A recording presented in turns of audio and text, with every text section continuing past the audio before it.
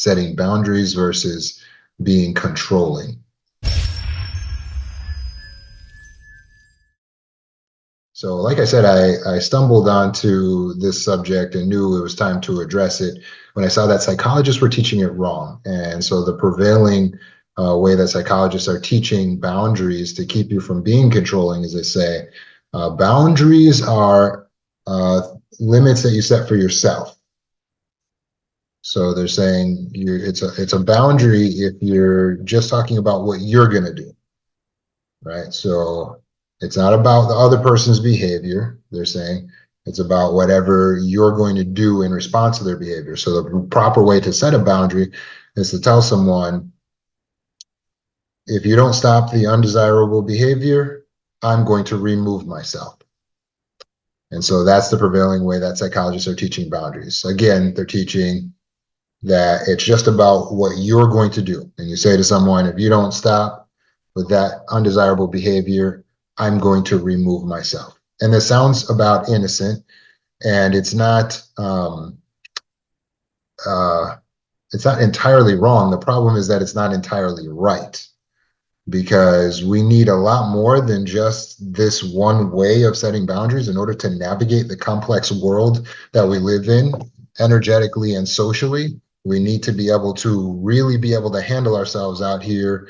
We're dealing with a lot, right? Between, you got the narcissists and the controlling people, right? You're going to get into. And then you have loving people who sometimes violate your boundaries.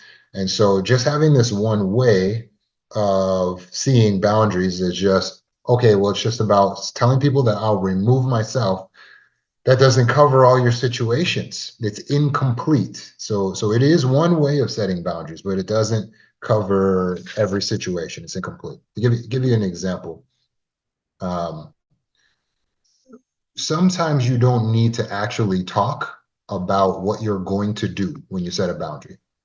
Again, sometimes it's actually a socially inept or faux pas to tell someone what you're going to do when you're setting the boundary, because it's really just too much. You essentially are just threatening a person when you're saying, I'm going to remove myself. Essentially, you are threatening to remove yourself from the situation. I'm not saying you never can tell someone that, but it's oversimplifying to say that that's all there is to setting a boundary. For instance, if your sister is smacking her gum in your ear, and then you go, if you don't stop smacking your gum, I am going to leave. That might be a little extreme depending on the circumstance. Maybe you guys are at a show, a theater, where you've paid a lot of money for your tickets there, and now you've just threatened to leave because she's chewing her gum too loud.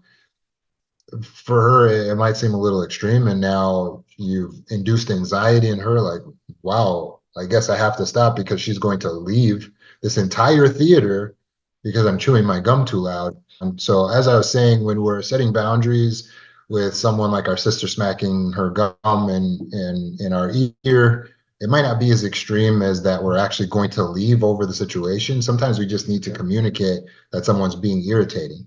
That communication to a person that they're being irritating is in itself loving, and it allows them to be able to make the necessary adjustments so that they can continue to be around us, to be in our vicinity.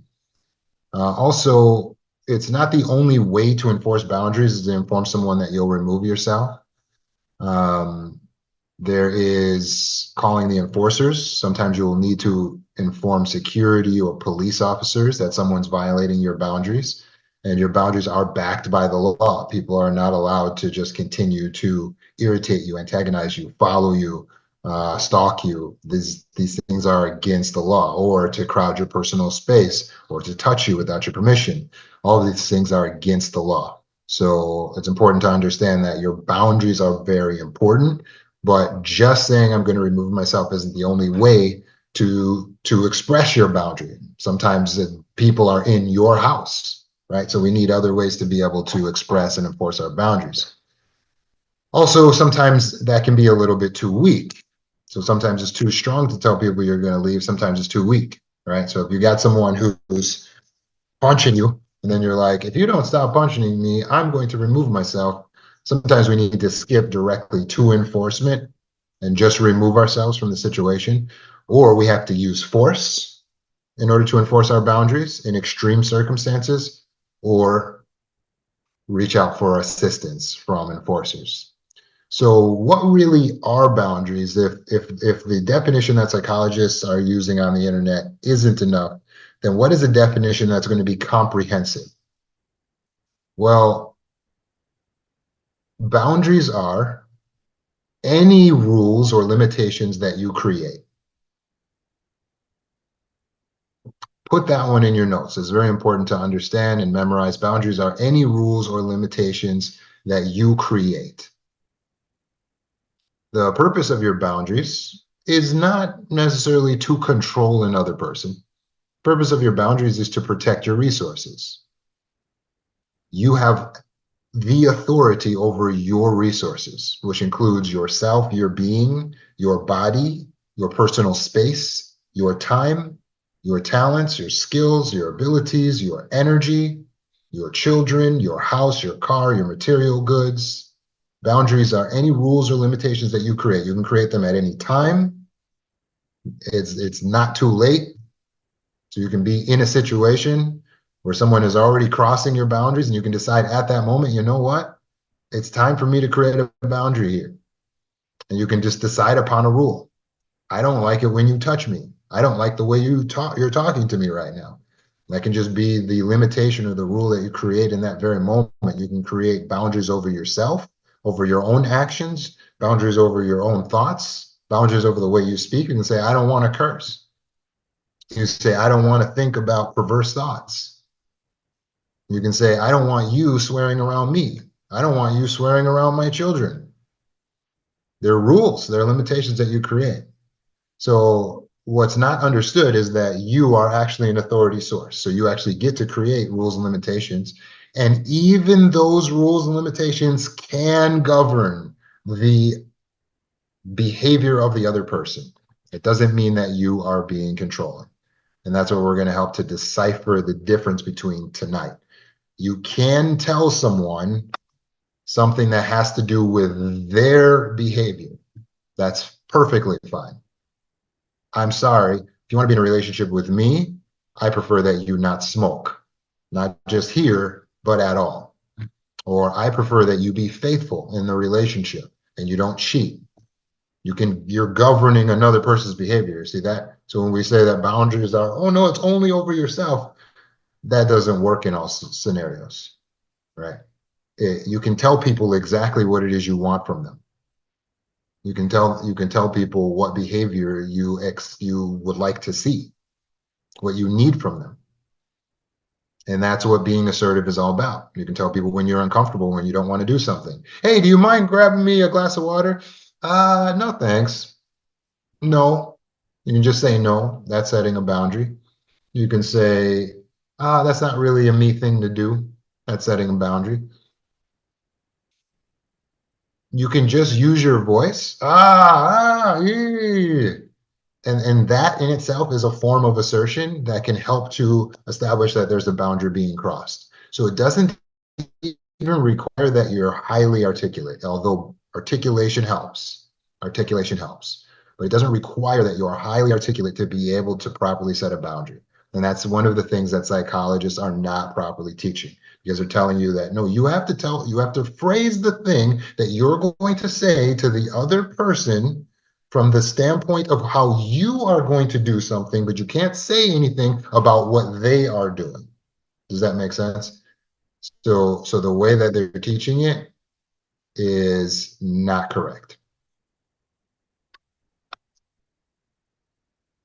So we have to recognize that we do have the authority and we have the responsibility to advocate for ourselves, to speak up for ourselves, and to tell people exactly what it is we need.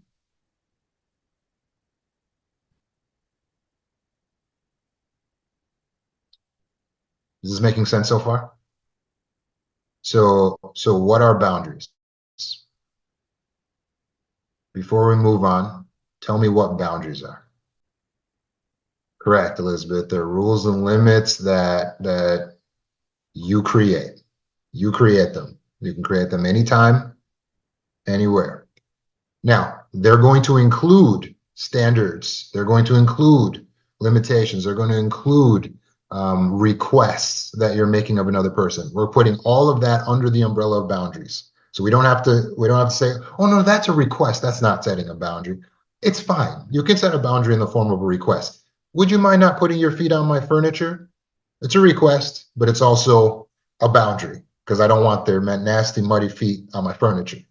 Making sense? So we don't have to be so pigeonholed like, no, a boundary is only if I tell a person what I'm going to do. I'm going to leave my own house if you put your feet on this furniture. This is lunacy. You can tell people exactly what it is. That's the problem. You can speak directly and honestly. Yes, we need skills of assertiveness if we're going to navigate social situations. We do need skills of assertiveness, but you don't need to tiptoe all the time around everybody's idea of what a boundary is correctly. You don't need to do mathematical calculations. Am I talking about what I'm going to do rather than what? No, you don't have to do all that. You can just say something to articulate that you are uncomfortable or that you have needs. That's boundaries. You know when you need to set a boundary because you're going to get a feeling of discomfort. It's advocating for your resources, which include your emotional well-being and yourself. So if we're telling people what to do, if we're telling people, hey, don't put that over here, take off your shoes when you come in my house, please don't talk to me like that, are we controlling them? And how do we differentiate boundaries versus control? How do we differentiate boundaries versus control? Because most of us have experienced someone trying to control us and we probably don't like it. So how do we differentiate boundaries versus control? Well, coercive control, which is making someone do something or trying to get them to do it using force or threats. Coercive control is making someone do something using force or threats. It's different than boundary setting, which should be motivated by love. Meaning the basis by which we are wanting to move them, the basis by which we are requesting that they change their behavior is based on love. Not just love on our parts, although we do have love for ourselves, but love on their part. We are asking them to do an act of love for us. When you are setting a boundary, you are hoping that that person will be motivated by love, by respect for you. When you are using coercive control, on the other hand, you are hoping to motivate a person by fear. Not fear on your part, but you're hoping that what you say to them will make them be in fear and the fear will control the action. Or you may be using force or entrapment. So when we use fear, force, entrapment, it's that inner motive where you're trying to motivate them through fear, force, and entrapment that makes it coercive control.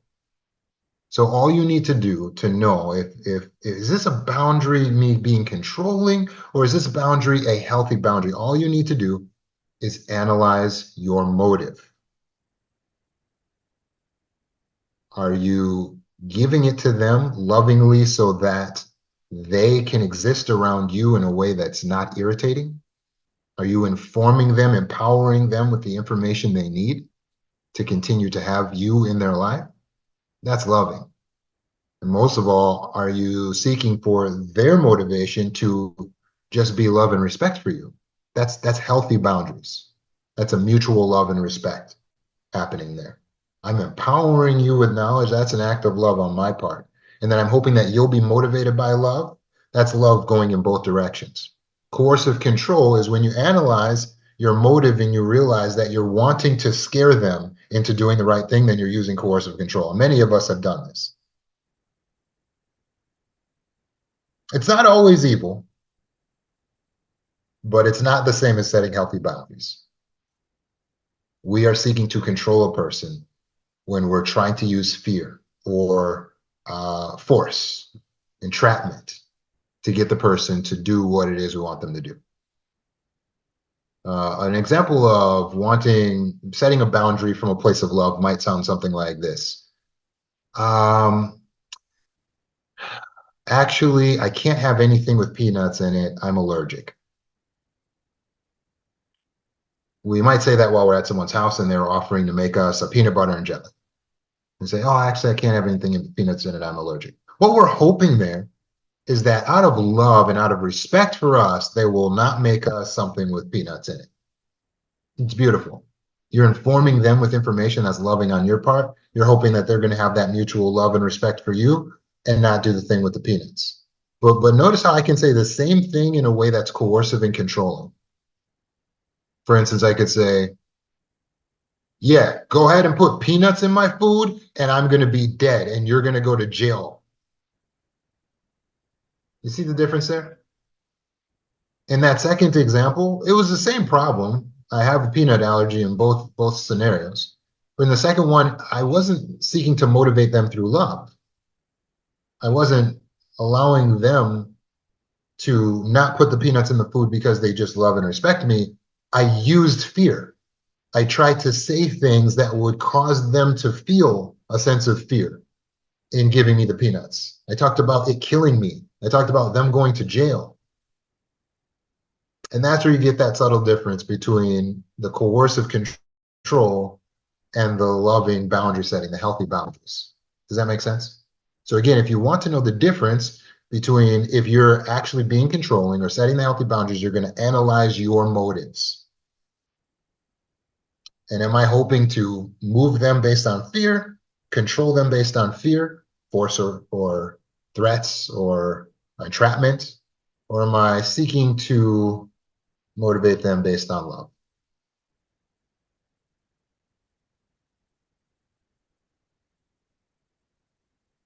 By the way, an example of entrapment or force is where you use your physical self to try to stop someone from doing something. You might say something like, you're not leaving until you answer my question.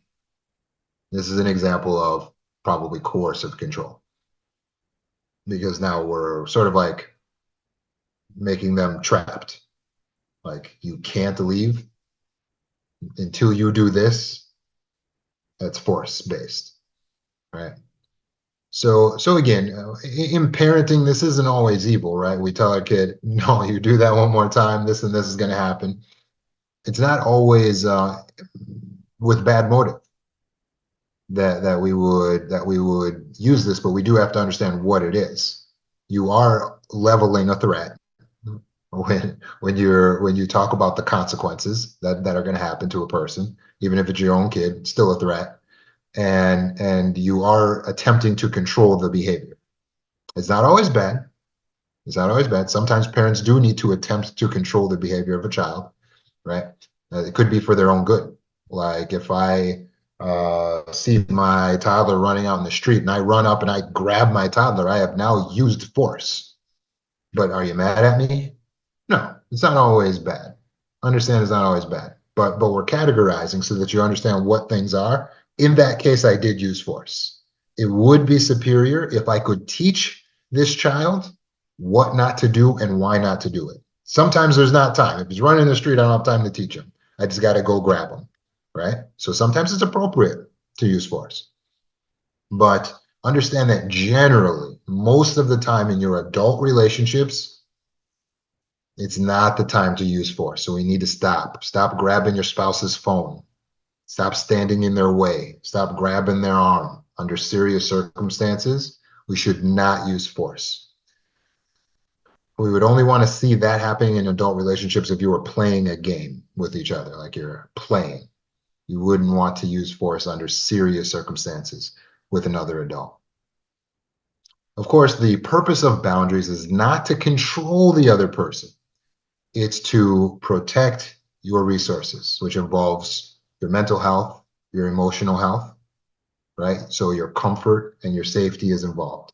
That's why when you feel unsafe or you feel uncomfortable, it is a good time to set a boundary. It is a good time to set a boundary. If I tell my boss, for instance, I only want to work 4 days a week from now on, I might be setting that boundary as a way of protecting my resources, my time, my energy, my well-being, right? But if you use fear to try to directly control the person, such as saying, um, if you don't give everyone here 4 days per week work weeks, then I'm going to report you to the FIC or something like that. So now I'm trying to frighten the boss, trying to entrap the boss into doing something. That would now be an example of coercive control. Does that make sense?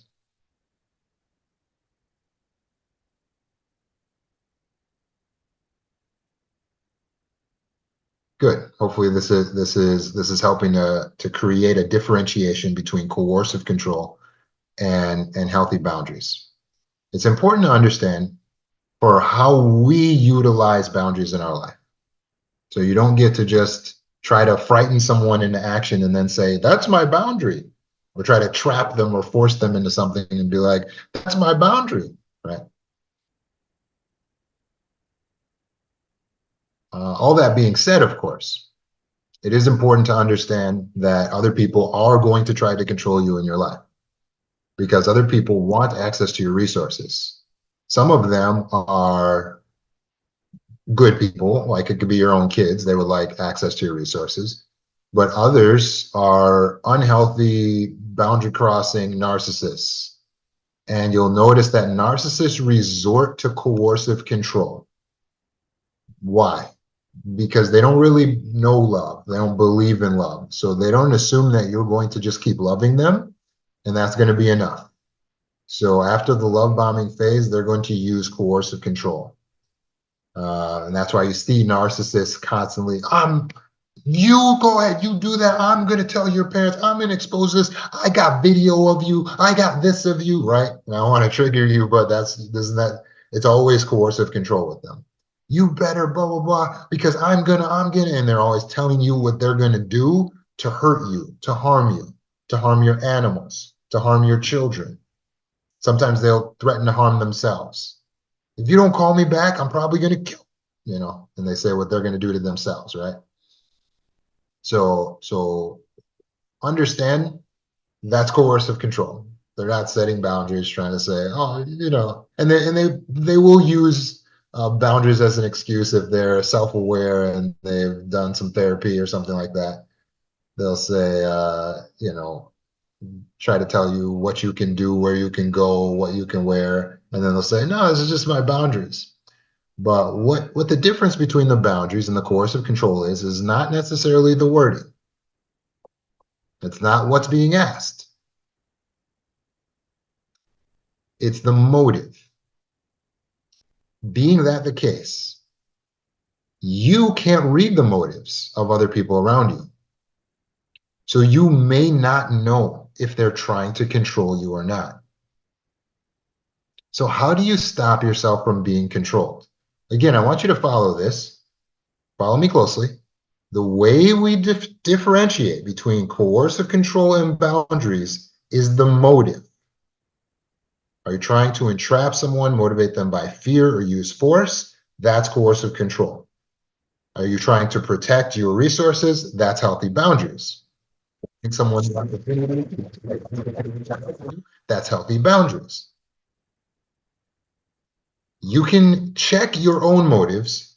You do not have the ability to check another person's motives. You can ask, hey, why do you ask? Why do you say that? That's all you can do, but that's gathering data. We don't know what another person's motives are. We don't have the ability to read other people's hearts. So how do we protect ourselves from other people being controlling? Because some of them may have the motive of being controlling in what they're asking us to do.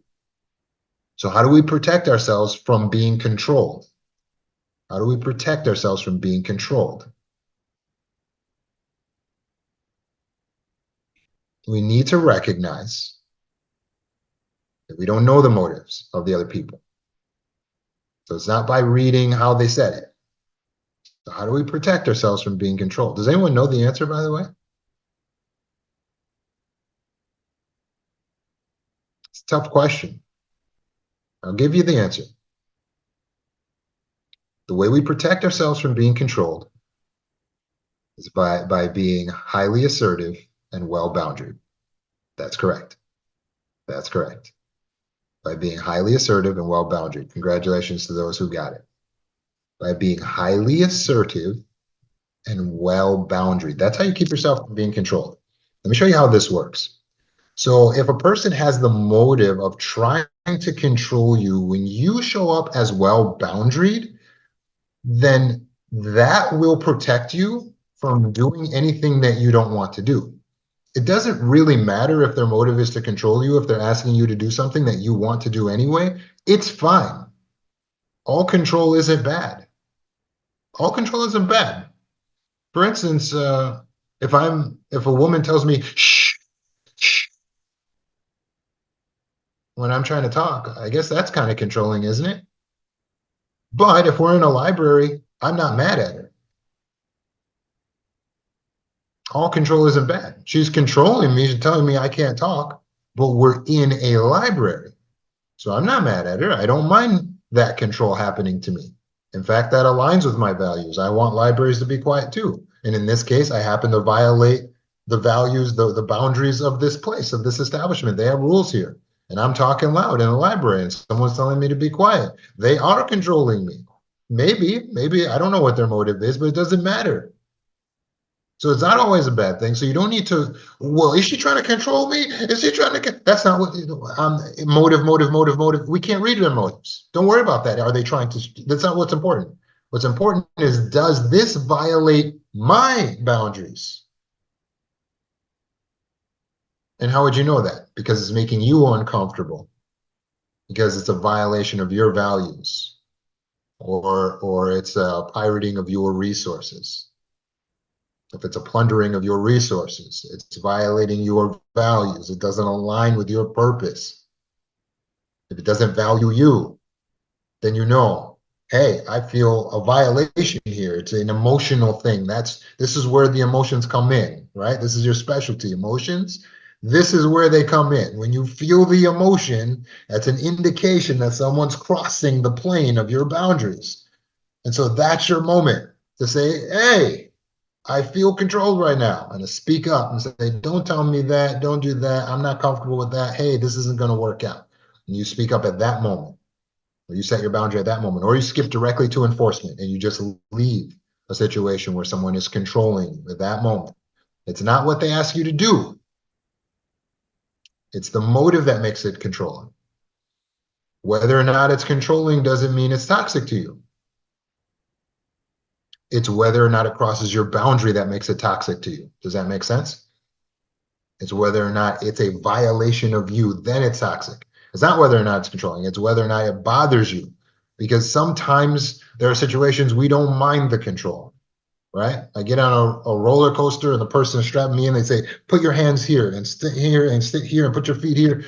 I don't mind. Control me. Tell me where to go, right? There are situations where you don't mind because this is a safety thing. I understand that them telling me what to do is for my own good, it's for my own safety. So it's not always a bad thing. I have to recognize, only does it violate my boundaries.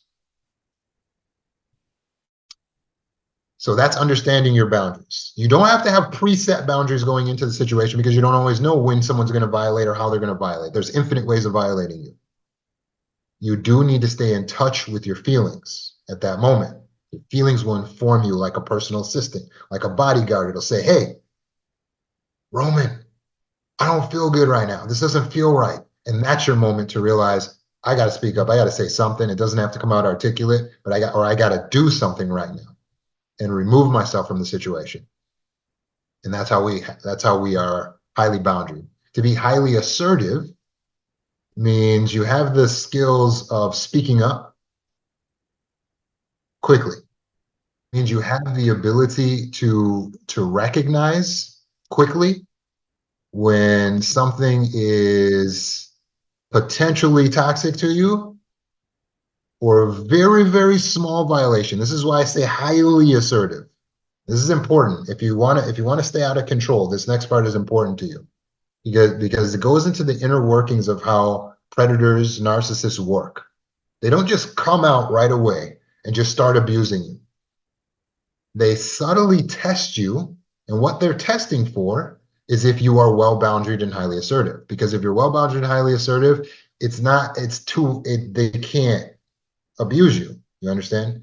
And so they're going to back off and go away. And that's why I need to teach you to be well boundaried and highly assertive. So here's how this looks. They're going to do little tests on you. A lot of times it's going to look like favors, either them doing you a favor or asking you to do them a favor. That's how they test you. This gives them plausible deniability, meaning that they can say, I was just doing you a favor, or I was just asking you to do me a favor. They start very early with this when they first meet you. Hey, can you help me with these chairs over here? Oh, hey, would you grab this for me? Would you mind making copies for me? Just small things. This is not abusive in itself, right? The things that they're asking you to do. It's very, very minor, very, very small. Like I told you guys about this one time, I was bunking. I had a roommate, and we were out at a wedding in a hotel, and then I'm laying on my bed over here. He's laying on his bed over there, and then he says, "Hey, do you mind texting the group and asking what time we need to be downstairs?" That's all he asked me to do. And you know what I said? I said no. Why? Why did I do that? Because I'm highly boundaried and assertive. The way that I said no is I said, that's not really a me thing to do. Why did I do that?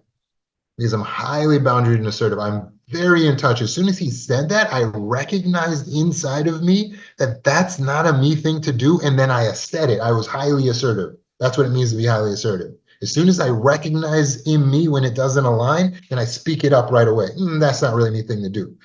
Could I come off as mean? I don't care. Doesn't matter how I come off. I don't know how other people are going to view me. I don't care. If they don't like it, then they go and then they won't keep violating my boundaries. So it's fine, right? And what happened in the situation? He was like, oh, okay, no problem. He got up, got his own phone and texted the group because that was a him thing to do. And we were all fine and everybody was happy. The whole world doesn't implode when you speak up. Everything's going to be just fine. Okay. So let me give you another example from my life. I had a guy, we were working together.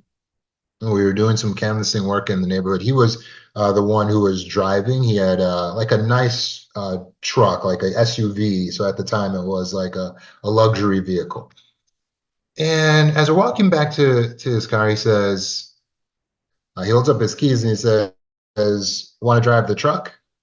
And I say, I sense something is like weird about that. Like, why? Like we're two grown men, and why is he offering for me to drive his truck? Like I have my own car. Like I don't get it.